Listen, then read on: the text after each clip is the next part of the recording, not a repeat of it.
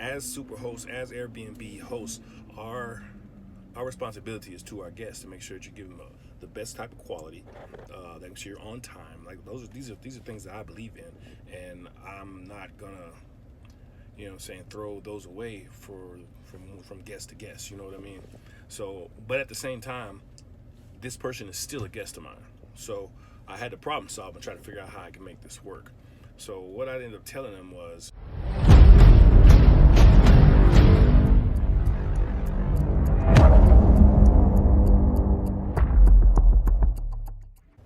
hey, yo, what's up, YouTube, man? It's your boy Marquez Branson here at Recession Proof TV. Had an interesting situation going on this morning. I think I'm gonna kind of walk you through, kind of bring you through how I handled things. So I woke up this morning over here at the barbershop, about to get my hair cut, and interesting thing is my guests that they've been there. So my guests, they booked for about a week, and everything was all good. And then he asked me for an alteration. He wanted to extend his stay through today. So came out to be a nice little booking, almost a week and a half long stay. And then this morning, I don't know. Like I said, I've hosted over probably, just in all, I've hosted over probably 500 different sets of people, just across the span of of doing this for 2 years, and I've seen it all. So these people actually booked one of my homes, and I guess one person was staying there, and the other two people, they took a flight and they're in Florida, which to me is a little awkward. It's a little weird. I'm like, why you're booking here for someone else, and then they were here as well, and then they took a flight and went to Florida, and now they're coming back. Anyway, long story short, this morning I guess they missed their flight. So flight didn't get canceled, none of the above. They just missed the motherfucking flight. So send me a message. Well, I have automated messages that I send out with checkout reminders, all that type of stuff. It's all noted inside the house, and we'll get to that in future videos of how I run everything on automation. It really helps as far as not having to think about what I need to send to guests. I think that's when you're first getting started out, you're gonna realize that's the part that's kind of tedious, and you can really save yourself a lot of trouble, a lot of situations by having things set in place, especially when they're going to be repeated automations just for the same things, just for different guests. I'm gonna get to that later on. I have a nice little app, little website that does that for me. But back to the story. So he messaged me this morning saying they're not going to be able to get out till 1 o'clock because they're not going to be coming back on the plane until then. And I'm like, well, my next set of guests who were coming in, they're coming there a little bit early. So I've already told them they can do that, and they paid for that. And for me being a super host, I can't give you a later checkout when you didn't want to ask for that or pay for that, and to mess up the next guest stay. So as super hosts, as Airbnb hosts, our responsibility is to our guests to make sure that you give them the best type of quality, that make sure you're on time. Like these are things that I believe in, and I'm not gonna throw those away from guest to guest. You know what I mean? So, but at the same time, this person is still a guest of mine. So I had to problem solve and try to figure out how I can make this work. So what I ended up telling them was, I asked them, since there is one person there, if there's any way they can just pack their things up, put their belongings in the car that they have, and so I'm able to go in there and at least start cleaning. So once the people get here, they said they'd be here around 1 o'clock, then they can finish up doing whatever they got to do. But the cleaning process, I got to get started at 10 o'clock. And I think a lot of people, their checkout times are around 11. My checkout time is at 10 in the morning, and if you want to extend it to 12, it's a $35 to $55 fee. I charge for that, because what I found is that if you want to make sure that you have a clean space, you don't need to have your cleaners in there coming doing 2-hour jobs. You know what I'm saying? Like I expect my cleaners to be there a minimum of 2 hours, 30 minutes, 45 minutes to 3 hours, and I want it done the right way, because that's why I have 5 stars, and the longevity of my business means more than turnover. You see what I'm saying? I also keep enough clean sheets and towels to do at least 3 turnovers a week without having to wash a thing. So, like I said, I'm gonna get my hair cut, and then we're gonna head over to that property after that. Right now I'm over here at Sophisticuts. If you don't know it, over here I get cut by Quinn. I probably shouldn't tell you that, because that motherfucker be late. and I'm big on and I think it's the thing about Texas, man. Once you find a good barber, it's like I don't want to go nowhere else. I don't want to try nobody else because they'll fuck your shit up. But if you're like a timely person, Quinn be at least 15 to 30 minutes late every time. I try to talk to him about it, from business standpoint, but he don't be listening. So until I find a better barber, that's what I gotta deal with. Feel me? All right. So I'm gonna get back with y'all. I'm gonna cut.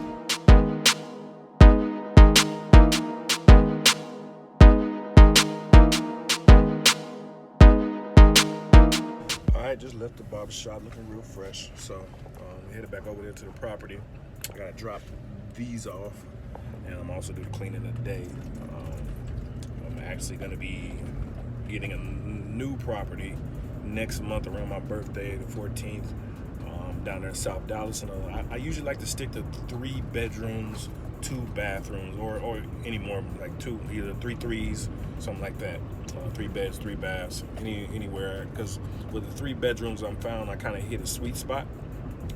I feel like, especially with the way I do my pricing and the way I do my booking, I like to stay 80% occupied. And when you have a 3-bedroom house, they get booked up on the weekends first, usually. And then through the week, that's when things kind of slow down. But what I found is I've done 1 bedrooms and also 2 bedrooms, and I found that those seem to get booked up on the weekends quickly too, but then they also are more preferred for people who are staying through the week, through your Sunday through Thursdays, right? So what I do is I take 3 bedrooms and I put 1 interior electronic lock on the master bedroom that has the bathroom inside it, and then I would lock that off and use the other 2 bedrooms that have 2 beds and 1 bathroom, and then I'll market that property also from Sunday to Thursday as a 2-1.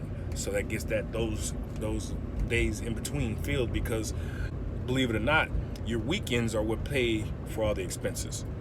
Your weekdays are your profit. But I'm more into that in future videos, so I'm actually pulling up here in a minute, and I'll give you a shot of the outside.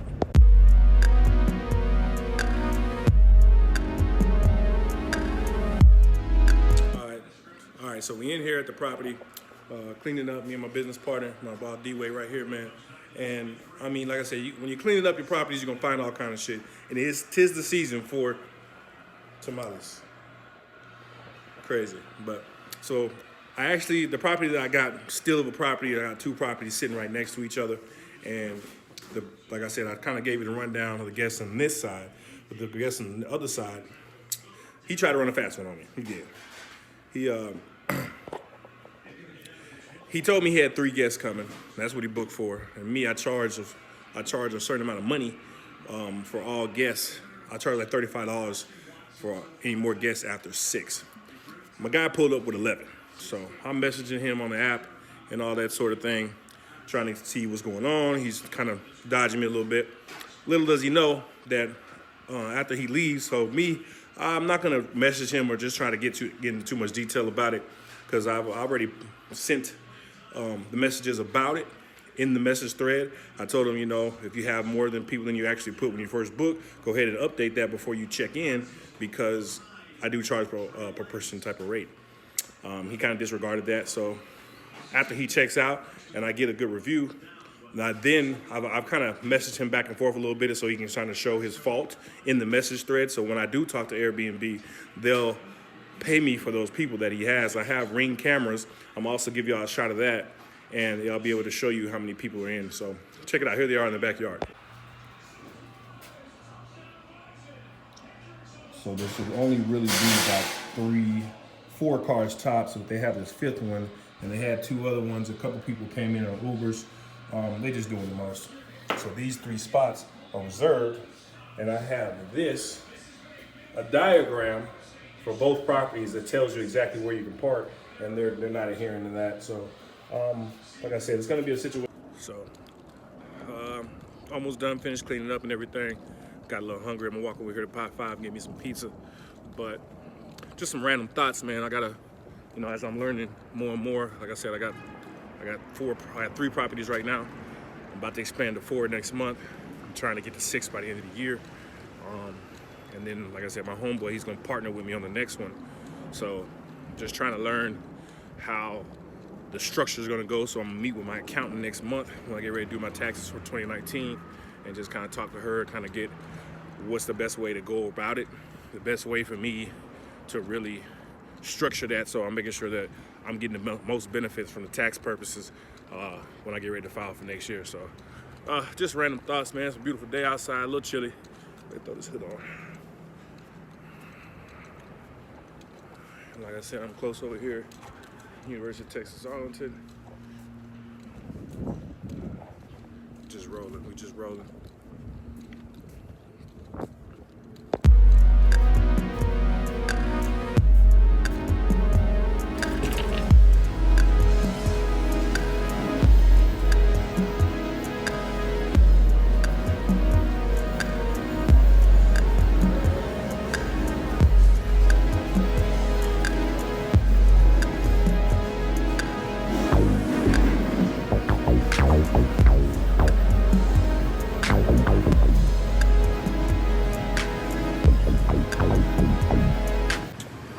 Pie 5, man, I use the freshest ingredients. The crust is really good. I love thin crust pizza. That's my favorite. I've been fucking with Pie 5 for probably about 3 years now. So it's really nice that it's right across the fucking street. Hey, good morning. How you doing? I'm good. I will take a thin crust barbecue, please.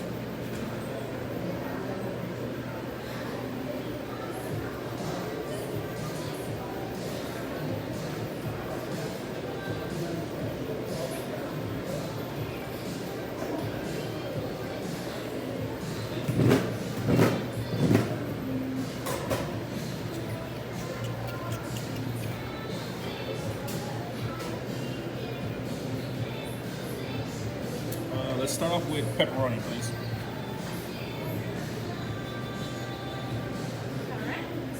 And then we'll do mozzarella.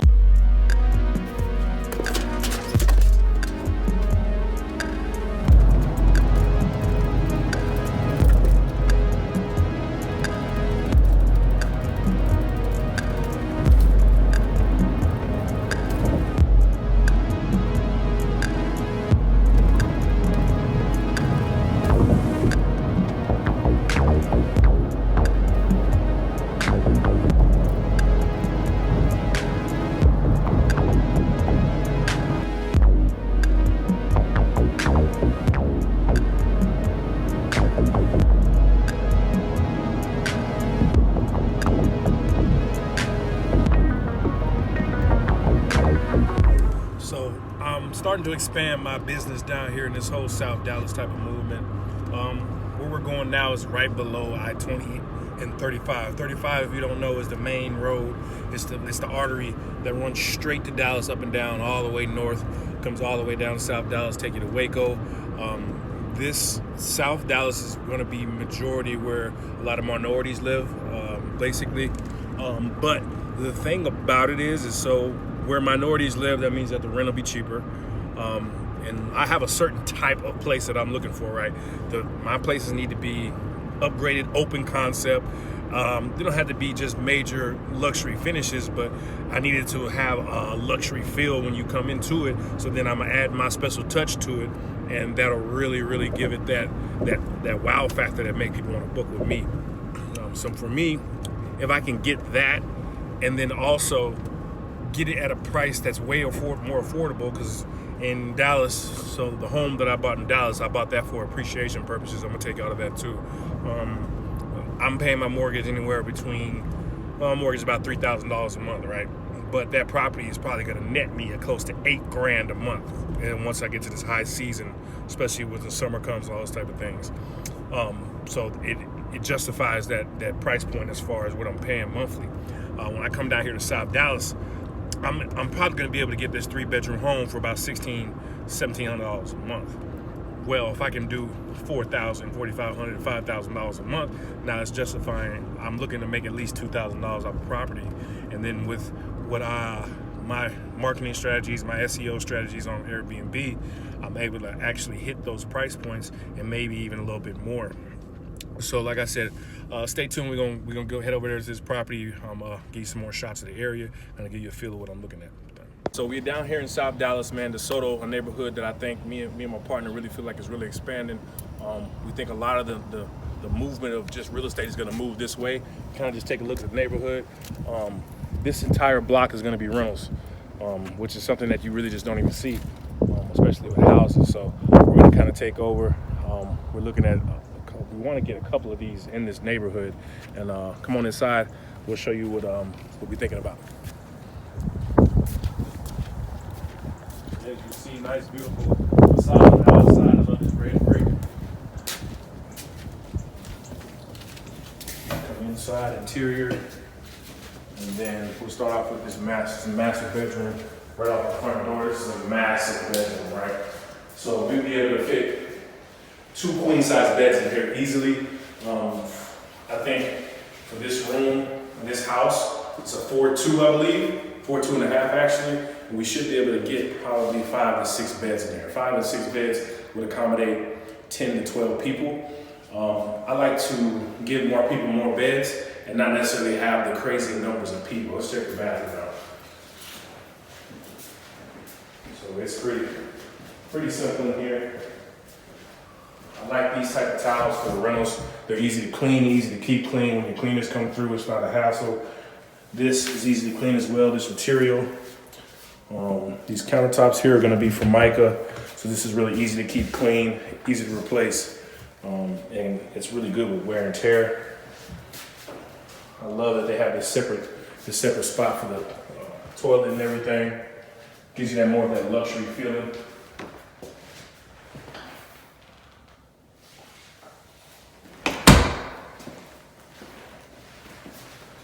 These floors, it's gonna be a sheet type of laminate, man, really durable, will withstand your rentals, especially when you're talking about Airbnb. It's gonna be a lot of foot traffic coming through these rentals, so you wanna have something like that down. Either some tile would be good too.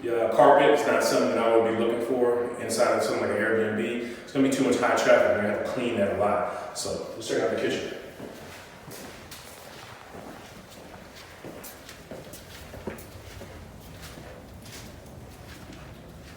So I'm gonna be honest, the kitchen is not ideal for what I would like, but because we're actually trying to invest in this property and also the property next door, it'll actually work. I usually love my kitchen to have like a big island and be open into the living room, but this kitchen is still gonna be functional. It'll work, it's small, it's cozy, nice little view of the street. I think people really enjoy it. When you still have that flow that'll go into the living room, you can speak with people can still talk with their guests and stuff like that. They can be enjoying themselves. So I believe this house will be a good winner. Walk over here. Nice big open floor plan. With that door being there, the configuration, it'd probably be, TV will probably go here. Couch situation. Probably some open space, maybe a desk here for people, who have to work from home or anything like that, to go right there outside to the backyard. Check this out. And then with these down here, is again, it's more bang for your buck. They actually come and do the mowing of the yard for you. So this is an added bonus, man. This is probably 800 square feet out here. You know what I'm saying? So this is just a beautiful addition. And when it gets warm outside, this will all be green grass. And like here down in South Dallas, one of the things that I found I really, really enjoy is the fact that the garage is on the back. It's on the back of the actual house. Let's check that out.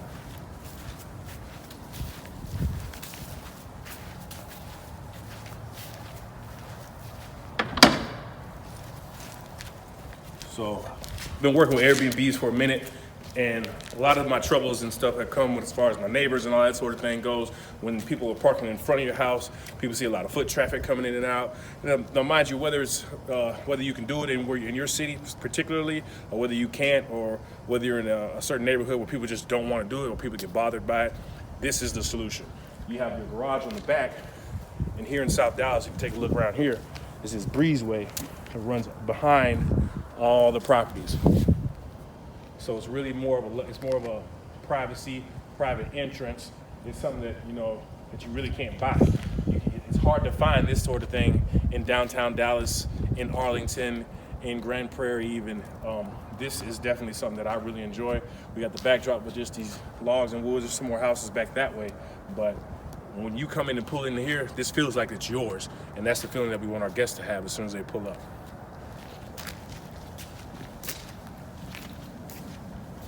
All right, let's go check out this other property. Stop. House that I'm acquiring next month.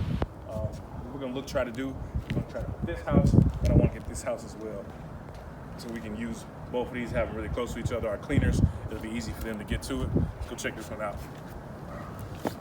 Beautiful front landscaping. I really love that.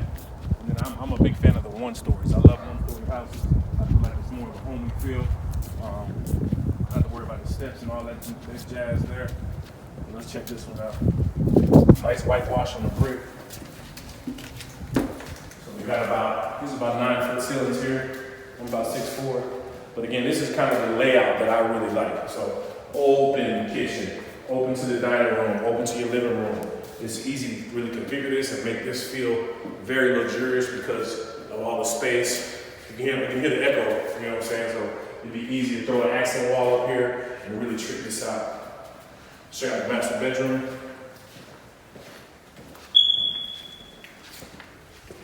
This is a very nice size master bedroom for a one-story house. I believe this house is about 1,600 square feet, maybe something like that.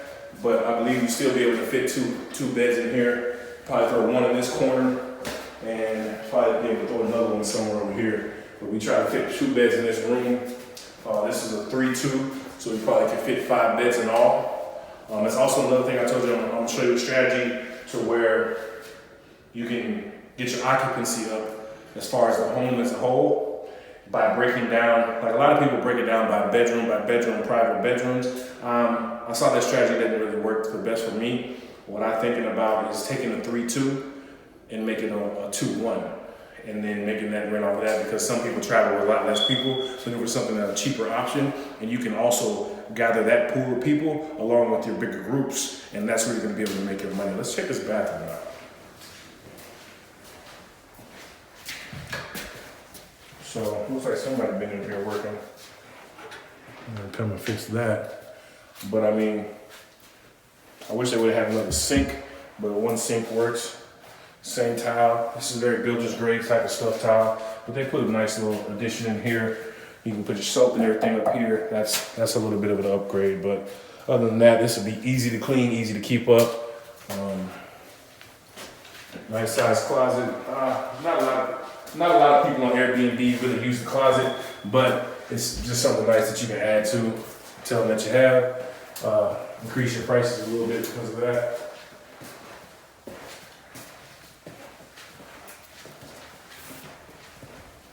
Again, probably end up throwing an accent wall in here.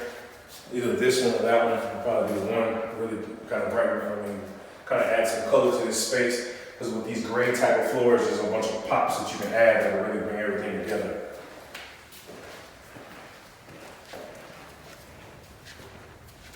And we have 2 more bedrooms over here. Oh, this is also a feature I really love. So these Honeywells they come with the Wi-Fi connection. So those, you have it linked to your phone, and when the guests go away, you know what I'm saying, you can control the heat and the cooling, and that'll make a big difference when you start looking at those heating bills per month and those light electricity bills, especially in the summer months when it gets scorching hot in Texas. That'll definitely come in handy. Love this curve. So this would be something I'd be able to accent. A lot of bright light in this room. We probably put a nice, like I said, the other bedroom we try to put 2 beds, so those would probably be two queens. We'd probably make this, I wouldn't call it the master, but it would have the king size bed. Usually when I do that, I put the king size bed in the second biggest bedroom, right? I put 2 queens in the biggest so I can accommodate more people. So we put a king in here, king in the 3rd bedroom, and then if I ever wanted to break this house from a 3-2 to a 2-1, these 2 bedrooms would be open with 1 bathroom, and your guests will feel like they live in a lavish life, right? So let's go check out this last bedroom.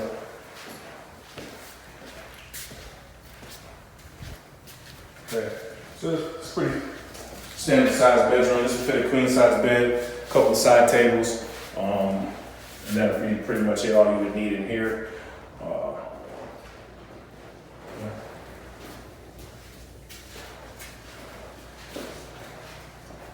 And then we have the laundry room right here that leads out to the garage. Like we said, everything's on the back. And the main thing that you really want to know and understand, especially, I don't think we have any lights in here, do we? These are really big garages.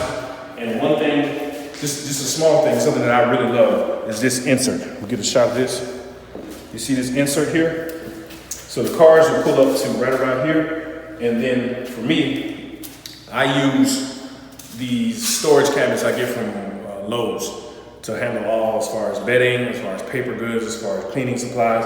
So I can just put them straight on this wall and then lock them up. So when my cleaners come, unlock it, and they have everything they need to go in and out for the changeover. So this little part here, and in my garage in downtown, I don't have that. So I had to find another place to actually put that. So just seeing this and learning like as I went along, this little spot right here is amazing to me. So just some little things, little tweaks that I've learned along the way. Nice big washroom. This is like really the heart of the house right here. This is what keeps your business going, is this area. So if you think that you can get Airbnb and get cheap on a washer and dryer, think again, okay? That's not the way to go. If you're gonna spend some money, the washer and dryer is where you're gonna have to spend. It'll save you money, it'll save you time, it'll have your business flowing. Because when I first started, I got a $300, $400 washer and dryer, and you can ask my business partner, he was doing the cleaning at the time, and he was like, yeah, this shit is taking forever. So I upgraded that, got me a pair that really do the job well. So that's something that you're definitely gonna have to invest in. All right.